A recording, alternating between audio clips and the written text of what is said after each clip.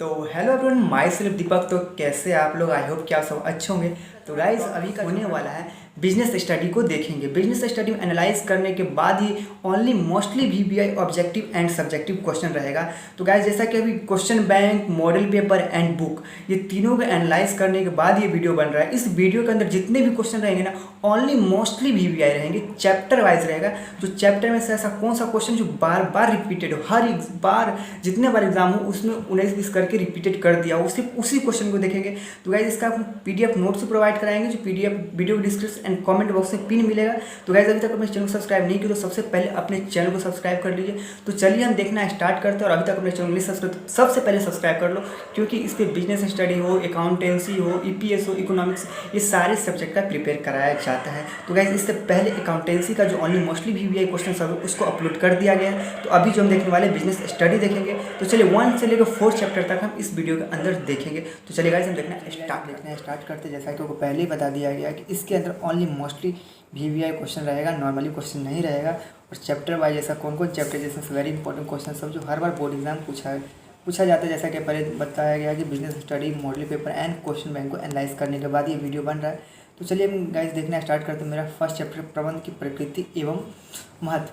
तो चलिए देखिए, इसका पहला क्या है, प्रबंध का अर्थ होता है। प्रबंध का अर्थ जान लीजिए कि प्रबंध दूसरे व्यक्ति से कार्य कराने की कला है। ठीक है, ये सिंपल, जैसे कि यहाँ लिखिए प्रबंध यह जानने की कला है, अर्थात व्यक्ति इतना मत समझिए प्रबंध क्या है तो दूसरे व्यक्ति से कार्य कराने की कला है। चलिए उसके बाद हम देखते हैं इसके अंदर, और जो इसको तो आप याद कर लीजिए। अगर एक एक टॉपिक बताया जाए तो वीडियो बहुत लॉन्ग हो जाएगा। तो ये सब खुद से साथ में आपको इसका पीडीएफ नोट्स प्रोवाइड कर दिया जाएगा, पीडीएफ नोट्स से कर लीजिएगा। देखिए प्रबंध है, मैनेजमेंट इज क्या है, देखिए कितना वेरी इंपॉर्टेंट है। देखिए तो 2016 में पूछा, 17 में पूछा, 20 में पूछा, 21 में पूछा। तो बताइए प्रबंध क्या है, आर्ट है, साइंस है, कला और विज्ञान दोनों है। जो प्रबंध जो है, मैनेजमेंट जो है ना, ये कला और विज्ञान दोनों, ये वेरी इंपॉर्टेंट है। इस क्वेश्चन को तो आप स्टडी कर लीजिए, क्वेश्चन आपके हर हाल में रहेगा आपके एग्जाम में। उसके बाद देखिए सेकंड क्या है, प्रबंध का सार है, यानी पूछ रहा है कि the essence of management is क्या है, कितना इंपॉर्टेंट है। 16, 17, 20, 21, 22, 23, 24, 25 कंटिन्यूस इस तरह पूछते जाएगा, ऐसा क्वेश्चन सब है। तो देख क्या है, प्रबंध का सार क्या है, समन्वय, संगठन, स्टाफिंग, ये नानक। देखिए प्रबंध का जो सार है ना, उस समन्वय, कोऑर्डिनेशन को ही प्रबंध का सार बोला जाता है। इसको एकदम माइंड में ऐसा सब क्वेश्चन हम प्रिंट कर लीजिए एकदम 100। देखिए प्रबंध एक पेशा है, यह कथन किसका है, तो प्रबंध एक पेशा जो है ना, यह कथन अमेरिकन प्रबंध एसोसिएशन के द्वारा जो है ये डिफिनेशन दिया हुआ है। ये वेरी इंपॉर्टेंट है, इसको भी देखिए कब कब रिपीटेड किया गया, यानी 2021 में। देखिए प्रबंध का सामाजिक उत्तरदायित्व है। अब बताइए कि प्रबंध का उत्तरदायित्व क्या होना चाहिए, समाज के प्रति, सिर्फ मेरे प्रति होना चाहिए, सिर्फ आपके प्रति होना चाहिए, ऐसा तो नहीं है।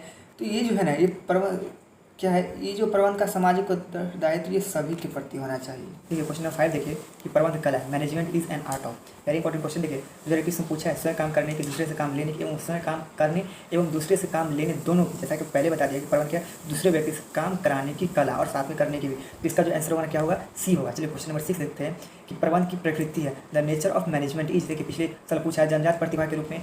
जन्मजात प्रतिभा के प्रबंध जो है ना, 2 तरीके से होता है। एक हम इसका इंस्टीट्यूट भी हो गया, और एक प्रोफेशनल जो पेशेबाज होता है। तो क्या हो सकता है, तो इसका आंसर जो होगा ना, ठीक है, जन्मजात प्रतिभा तथा अर्जित प्रतिभा के दोनों ग्रुप। जैसे कि कोई जेनेटिक्स हो जाता है मैनेजमेंट प्रबंध, उसमें गुण रहता है, और कोई सीखता है, तो इसी को हम बोलते हैं जन्मजात प्रतिभा तथा अर्जित दोनों ग्रुप। देखिए एक क्वेश्चन देखेंगे तो वीडियो बहुत लॉन्ग हो जाएगा और आप भी बोरियत फील करने लगेगा, इसलिए आपको इसका पीडीएफ प्रोवाइड करा दिया जाएगा, जो आप आराम से इसको देख लीजिएगा। क्योंकि इसके अंदर ना ओनली मोस्टली वीवीआई क्वेश्चन ही है, इसलिए एक भी क्वेश्चन किसी मिस नहीं कीजिएगा। साथ में आपको इसका आंसर भी मिलेगा। चलिए क्वेश्चन नंबर 7 देख लेते हैं कि समन्वय स्थापित किया जाता है।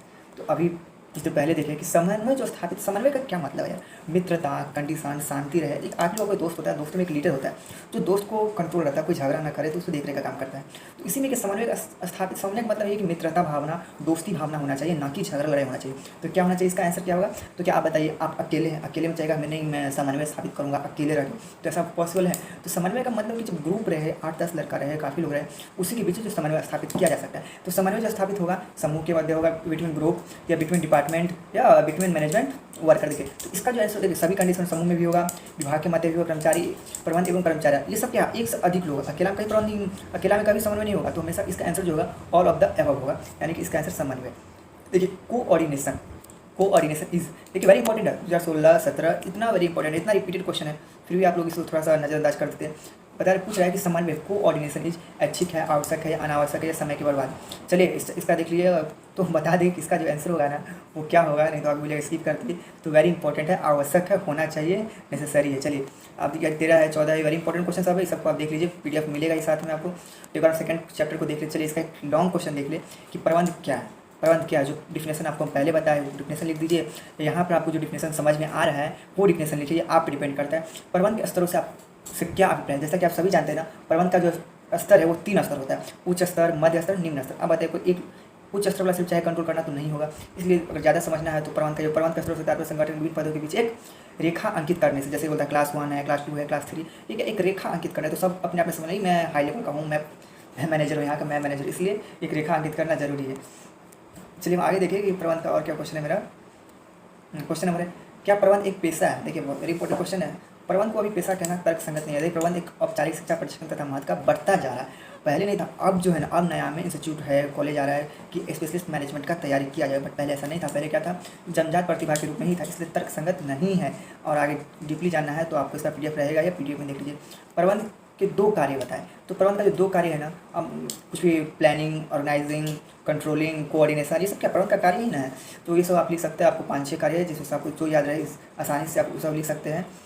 चलिए क्वेश्चन नंबर मेरा 6 है, देखिए कि प्रबंध के 2 कार्य बताए। क्वेश्चन नंबर 6, प्रबंध में हेनरी फ्योल द्वारा योगदान, देखिए ये उतना वेरी इंपॉर्टेंट नहीं है, तो इसी बार देख लीजिए कि प्रबंध हेनरी फ्योल के योगदान का वर्णन करें। तो देखिए प्रबंध के कार्य को सर्वप्रथम हेनरी फ्योल ने किया था। कौन किया था वर्गीकरण, हेनरी फ्योल, जिसको हम शॉर्ट फॉर्म POCC से जाना जाता है। अब POCC का क्या है, अगर एक चीज़ बताने लगे तो वीडियो इतना लॉन्ग हो जाए कि आप भी पूरे फील करने लगेगा, तो इसलिए आप खुद देख लीजिए। चलिए एक पेशे के रूप में प्रबंध की मूल विशेषता का वर्णन करें। तो प्रबंध के विद्वान प्रबंध पेशा क्योंकि पेशे की एक अग्रलिखित विशेषता विद्यमान है। तो चलिए हम आगे देखिए। चलिए इस चैप्टर को हम देख लिया, अब सेकंड चैप्टर को एक बार देखते हैं, नहीं तो काफ़ी वीडियो लॉन्ग होगा, फील करोगे आप काफ़ी बढ़िया। तो चलो इसका, लेकिन आप एक भी क्वेश्चन छोड़ना मत, आप एक क्वेश्चन को देखना क्योंकि वेरी इंपॉर्टेंट है। जैसा कि पहले बताया कि ओनली मोस्टली भी है। तो चलिए चैप्टर मेरा 2 है, प्रबंध के सिद्धांत, प्रिंसिपल ऑफ मैनेजमेंट। तो चलिए हम देखना इसका objective and subjective question start करते हैं। तो जैसा कि मेरा पहला क्वेश्चन है, नहीं पहला नहीं लिया क्या, थर्ड क्वेश्चन से नहीं, पहला भी है, फर्स्ट क्वेश्चन भी है। देखिए मानसिक क्रांति का मूलाधार है, एक mental revolution is the essence of, किस चीज़ का वैज्ञानिक प्रबंध का मानसिक मेंटल, यार दिमाग लगाओ कहाँ यार, वैज्ञानिक प्रबंध ज़्यादा लगेगा ना। तो इसका आंसर ये देखिए, वैज्ञानिक प्रबंध में टेलर ने प्रयोग किए थे। जो टेलर ने क्या क्या प्रयोग किया था वैज्ञानिक प्रबंध, तो देखिए थकान अध्ययन तथा समय अध्ययन और गति अध्ययन, ये तीनों को है ना, ये कौन तो टेलर प्रयोग किया था। तो इसका आंसर जो होगा ना C होगा, गति अध्ययन, थकान अध्ययन तथा समय अध्ययन। समझ गए। परंपरागत प्रबंध में श्रमिकों को मजदूरी दी जाती है। एक बात बताइए, आप ही बताइए, क्या परंपरागत का मतलब क्या, पुराने ट्रेडिशनल तौर पर जो है लेबर जो है, मजदूर जो होता है, उसको क्या अधिक पैसा दिया जाता नहीं ना, तो क्या होगा, सिंपली होगा, इसका आंसर कम होगा, लोग कन्फ्यूज मत होइएगा। देखिए मशीन आएगा, आप पेन से लिख रहे हैं तो आराम से लिख लेते, जल्दी लिख लेते। इसी जगह वो फाउंटेन पेन जो होता है वो आपको टाइम वेस्ट ज़्यादा लगता था लिखने में, आप तो समझ रहे हैं बात को, आप इंटेलिजेंट हो। तो इसका आंसर क्या होगा, कम होगा। इसका अंदाज लगा लीजिए, वेरी इजी क्वेश्चन है और इंपॉर्टेंट है, इजी है, साथ में वेरी इंपॉर्टेंट भी है। देखिए और क्वेश्चन नंबर 4 है, वैज्ञानिक प्रबंध के पिता है, oh know the father of scientific management is. तो ये वेरी इंपॉर्टेंट है, आपको नॉर्मली भी पूछ सकता है। चलो यार बताओ बिजनेस स्टडी का या साइंटिफिक मैनेजमेंट का फादर कौन है, तो ये कौन है, टेलर महाराज है। चलिए वैज्ञानिक प्रबंध उत्पादन होता है, अब बताओ, अब सिंपल क्वेश्चन, इसका आंसर आप कमेंट कर बताओ कि इसका आंसर क्या होना चाहिए, कि वैज्ञानिक प्रबंध उत्पादन का क्या होता है, न्यूनतम होता है, अधिकतम होता है, मैक्सिमम होता है। चलिए अब यहाँ से देख लिया, अब आगे देखते हैं, थर्ड चैप्टर में आते हैं। ये सब क्वेश्चन है, समय अध्ययन, थकान अध्ययन, इसे वेरी इंपॉर्टेंट, इस सबको आप एकदम कंठस्थ माइंड में प्रिंट कर लीजिए, जैसे कि फोटो कॉपी होता है ना, उस तरह की जीरोक्स कर लीजिए अपने दिमाग में। तो चलिए ये सब सब्जेक्टिव क्वेश्चन है, साथ में PDF रहेगा, तो आराम से देखते रहिएगा। उसके बाद आगे आते हैं, देखिए फ्यूल की टेलर का योगदान, ये भी वेरी इंपॉर्टेंट है, इसको भी एकदम स्टार मार्क कर लीजिए, इसको याद कर लीजिएगा अच्छे से। अब हम आते हैं थर्ड चैप्टर जो मेरा व्यावसायिक पर्यावरण, बिजनेस इन्वायरमेंट। तो इसको थोड़ा समझते हैं। एक व्यावसायिक पर्यावरण से आसक्त उन समस्त बाहरी आर्थिक, सामाजिक, राजनीतिक एवं तकनीक की शक्तियों से जो कि व्यवसाय एवं उसके संचालन को प्रभावित करता हो। समझिए। आगे देखिए, चलिए हम इसका ऑब्जेक्टिव जो वेरी इंपॉर्टेंट क्वेश्चन है उस सब क्वेश्चन को हम देखना स्टार्ट करते हैं। मेरा फर्स्ट क्वेश्चन है, नई आर्थिक नीति के प्रमुख अंग हैं। देखिए कितना इंपॉर्टेंट है यार, 20-21 कंटिन्यू सब पूछते रहेगा। तो उदारीकरण, वैश्वीकरण, निजीकरण, तो ये सभी नई आर्थिक नीति है ना, ये 3 है। कौन कौन है, उदारीकरण, वैश्वीकरण एवं निजीकरण। तो इसका जो आंसर होगा क्या होगा, ऑल ऑफ दिस। तो चलिए हम क्वेश्चन नंबर 2 देखते हैं कि मेरा 2 क्या है। नवीन आर्थिक नीति घोषित हुई थी, जो नवीन आर्थिक नीति है ना, यह कब घोषित हुई थी ये पूछ रहा है। तो ये सब क्वेश्चन है आपके कम्पिटेटिव एग्जाम में भी रह सकता है, इसलिए सब क्वेश्चन तो एकदम स्टार मार्क कीजिए, वेरी इंपॉर्टेंट है ये सब। तो चलिए, ये जो नई आर्थिक नीति जो घोषित हुआ था ना, जुलाई 1991 में हुआ था। तो चलिए हम आगे देखते हैं, क्वेश्चन नंबर 3 है, भारत में उदारीकरण की नीति रही है, liberalisation policy India has been, तो कैसा रहा है, तो देखिए सफल रहा है या असफल रहा है या सक्सेसफुल रहा है। तो इसका जो आंसर होगा ना क्या होगा, सिंपली बताइए क्या सक्सेसफुल रहा है, काफ़ी ज़्यादा कुछ भी नहीं रहा है। चलिए सरकार नियंत्रण व प्रतिबंधों में कमी करती है, अब बताइए कि इसका जो होगा वो क्या होगा, सरकार नियंत्रण और प्रतिबंधों में जो कमी करती है, उदारीकरण में, निजीकरण में, वैश्वीकरण, तो इसका आंसर सिंपली क्या होगा, उदारीकरण में जो है ना वो कमी करती है। चलिए क्वेश्चन नंबर 5 हम देखते हैं। क्वेश्चन नंबर 5 है, निम्नलिखित में कौन सा वैश्विक वातावरण का लक्षण नहीं है, लक्षण पूछ रहा है। देखिए लक्षण नहीं हो सकता, अनिश्चितता भी हो सकता है, रिलेटिविटी हो सकता है, झंझट भी हो सकता है, बट कर्मचारी एम्प्लॉय ये कुछ हो सकता है नहीं। इसका आंसर होगा व्यवसाय के आर्थिक वातावरण को प्रभावित करता है। अब बताइए जो व्यवसाय का इकोनॉमिक्स एक्टिविटी है उसको कौन प्रभावित करता है, आर्थिक नीति, आर्थिक प्रणाली, आर्थिक विकास या इनमें से सभी। तो इसका जो आंसर होगा ऑल ऑफ दिस होगा, इनमें से सभी। चलिए क्वेश्चन नंबर 7 देखते हैं, सामाजिक वातावरण निम्नलिखित में से कौन सा उदाहरण है, सामाजिक वातावरण का निम्नलिखित में से कौन सा उदाहरण है। तो बताइए कि इसका उदाहरण जो है ना कौन सा होगा, तो परिवार की संरचना, कंपोजिशन ऑफ फैमिली होगा। तो चलिए सब्जेक्टिव क्वेश्चन देखना स्टार्ट करते हैं। अब ये है मेरा फर्स्ट है कि नई आर्थिक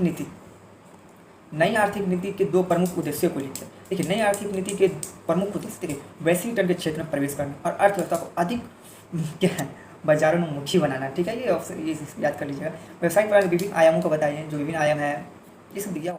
चलिए क्वेश्चन नंबर 6 भी हो गया। अब आगे देखिए क्वेश्चन नंबर 8 है मेरा, व्यवसायिक वातावरण के अध्ययन के कोई 3 लाभ बताया। मतलब कोई 3 लाभ, कितना सारा लाभ आप लाभ अपना से लिख दीजिए जो आपको समझ में आए।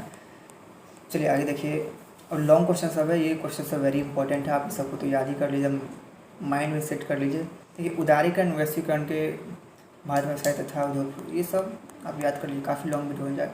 अब देखिए चैप्टर 4 है मेरा, इस वीडियो के अंदर ओनली चैप्टर 4 तक रहेगा। अगर आप चाहते हैं आगे के लिए तो कमेंट कीजिएगा, तो इससे आगे वाला वीडियो भी मिल जाएगा। और चाहते हैं कि नहीं साथ में इकोनॉमिक्स का भी हो, EPS का भी हो और हिंदी इंग्लिश का भी अपलोड किया जाए, तो इसके लिए कमेंट और चैनल को सब्सक्राइब कीजिए और अपने दोस्तों को भी शेयर भी कीजिए, क्योंकि आपके एक सब्सक्राइबर से काफ़ी मोटिवेशन मिलता है। देखिए नियोजन का अर्थ है मीनिंग ऑफ प्लानिंग। प्लानिंग क्या है, कुछ भी करते हो, कहीं जाते हो, घूमने जाते हो, मार्केट जाते हो, दिल्ली जाते हो, क्लास जाते हो, कोचिंग जाते हो, तो सबसे पहले प्लानिंग करते हैं कैसे जाएंगे, कौन सा ड्रेस पहन के जाएंगे, कौन कौन हमको बुक ले जाना है, तो इसी को हम बोलते हैं प्लानिंग। तो प्लानिंग ही इस चैप्टर के अंदर जो प्लानिंग क्या होता है, वो प्लानिंग के बारे में इस चैप्टर में पढ़ना है। तो इसका क्वेश्चन जो मिलेगा नेक्स्ट वीडियो मिलेगा, नेक्स्ट वीडियो के लिए कमेंट कीजिए। अभी तक चैनल को सब्सक्राइब नहीं तो सबसे पहले चैनल जल्दी से बेल आइकन प्रेस करो। And thanks for watching.